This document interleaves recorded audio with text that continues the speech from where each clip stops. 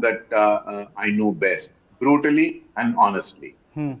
I think even if the US economic data is indicating towards a soft landing, or maybe not so soft a landing, the data will be gravy covered.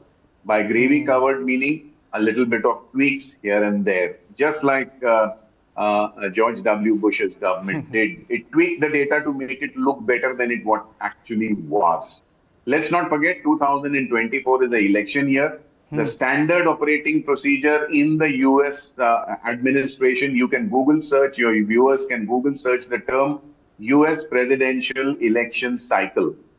12 to 15 months before the election, economic data starts appearing better, oil prices come down, inflation goes down, and you suddenly have a feel good factor about all is well in the economy.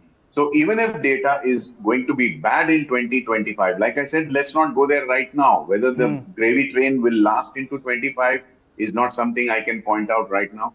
But in 2024, there will be a lot of perceived or real feel good factor. There will be a whole lot of gravy covering by 40 nations who are going into elections. So I don't think you will see a big collapse.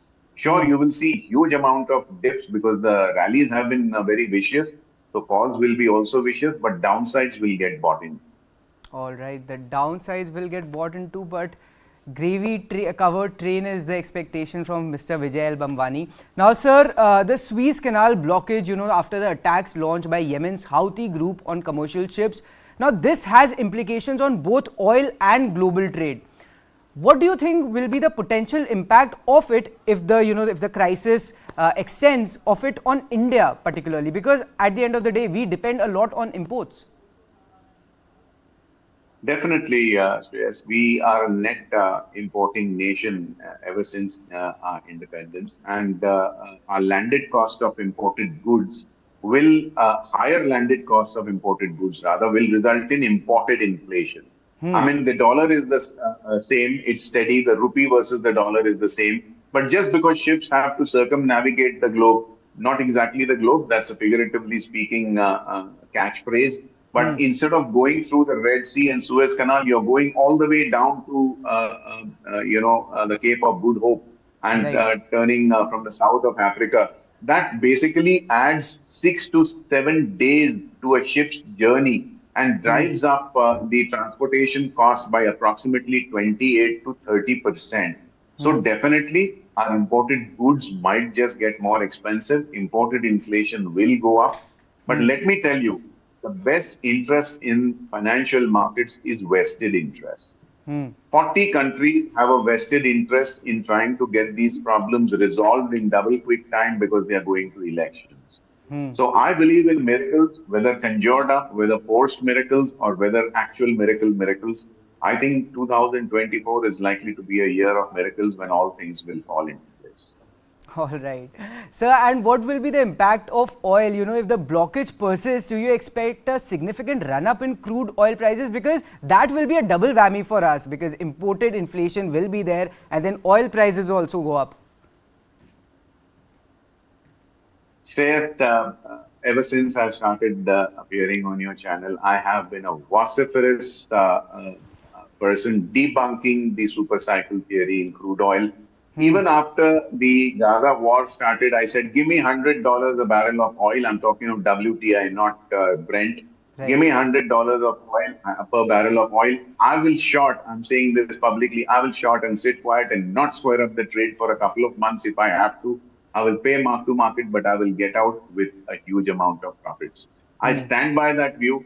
I think what you are seeing is a temporary blip up. Don't forget, we have seen 94 plus levels in oil not so long ago, only 9 weeks ago. And then we've seen a decline below $70. I'm again talking of WTI. A fall of more than 90% as per the classic Dow theory makes it a bear market. What you are seeing is a dead cat bounce within a bear market. There is a concerted effort by Saudis and Russia. Remember, 2024 is the year of elections. And don't tell your viewers not to forget the date, 17th March 2024. Vladimir Putin faces his voters in elections in Russia. He wants oil prices higher to fuel his Ukraine war. and to subsidize items of daily consumption which are facing inflation due to the war. After March, I don't think the Russians and the Saudis will be able to push prices too high for too long. I think oil prices will fall after the first calendar quarter of 2024. All right, that's Mr. Vijay L. Bambwani for you. Thank you, sir. Always a pleasure speaking to you. Thank you for Always joining a us pleasure. here Thank on you. Last Tick. But with that, we have completely run out of time on this edition of Last Tick. But stay tuned with us as we'll be right back after a short break. तो जब हम करेंगे तो पता लग ही जाएगा सलमान खान का करेंगे मारेंगे यहीं जोधपुर में मारेंगे तो पता लग जाएगा This is someone who is sitting inside our jails and is still very obviously and openly running and possibly the largest organized criminal operation in the country.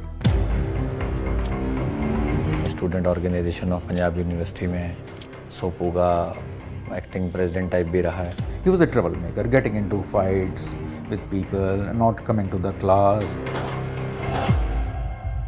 As on date, it appears that Lawrence gang is the most important, the prominent gang.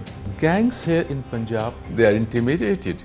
Today he is India's most dangerous gangster, and India's presence are apparently no bar to how Bishnoi runs India's largest criminal empire. News is now content. Just stream it. Download the world's first news OTT, News9 Plus, ahead of the curve.